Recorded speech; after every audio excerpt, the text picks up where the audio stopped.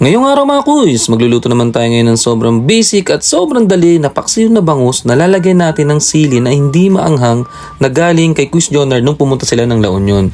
Usually, ginagamit to ng mga taga-norte sa pagluluto nila ng dinengdeng, pakbet at meron silang luto dito na talagang paksiw na sili lang ang tawag nila. Talagang sili na pinaksiw lang kasi nga hindi siya maanghang mga kuys kaya talagang lasang-lasang gulay lang talaga siya.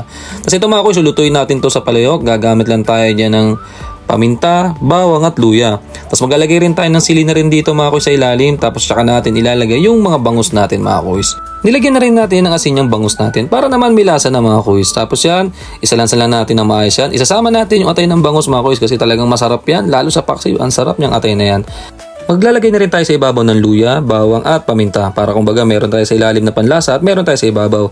Tapos ito ilalagay na rin natin tong siling araw kung tawagin sa Ilocos o siling Ilocano, siling duwag kasi siguro talaga hindi siya maanghang at aroy-uy mga kuys. Tapos ito sa Ilocos mga kuys, ang mga luto nila dito pinapakbit nila tong siling Ilocano na to or dinengdeng at pinapaksiw din nila ito mga kuys. Talaga kasi siya sa Ilocos mga kuys, tinanggap na siyang gulay at hindi siya pampalasa or pampaanghang. Kasi ang lasa talaga niya mga kuys, lasang gulay at walang anghang.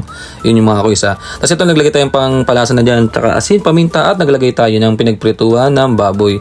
Tapos ito maglalagay lang tayo ng maraming suka dito mga kuys kasi syempre paksiw yan, matik yan, maglagay tayo ng suka dyan. Tapos mga kuys, ganun lang kasimple mga kuys magluto ng paksiw. Nalalagay lang naman natin ng siling araw, siling duwag, aroy-uy o siling ano o anumang tawag dito mga kuys. Comment na lang kayo mga kuys kung tama ba yung mga tawag ko dito. Baka naman nagkamali ako, comment lang sa comment section natin mga kuys. Tapos yan, pakukuloan na natin saglit to mga kuys kasi gusto natin dito, saglitan lang kasi pag nagluto tayo ng paksiw tapos sinobra natin yung luto mga kuys, papansin nyo talagang nakadikit na mismo talagang tinik. Pero pag sinaktuan nyo lang yung luto mga kuys, ang daling ihiwalay yung laman dun sa tinik mga kuys. Hindi ko lang alam kung tama yun, pero yun lang yung talagang kadalasan nakikita ko mga kuys. Yan mga kuys, so pagka ganyan tsura nyan, goods na yan mga kuys, ahon na natin yan. Kasi ito, isalansan na natin. Siyempre, pag ganitong paksiw mga kuys, anong bagay dyan? Bagay na bagay yan sa bahaw na may tutong mga kuys. Yan. Tapos siyempre, kuha tayo ng sili. Kasi yan sarap talaga ng sili na mga kuys. Walang anghang, talagang lasang gulay siya.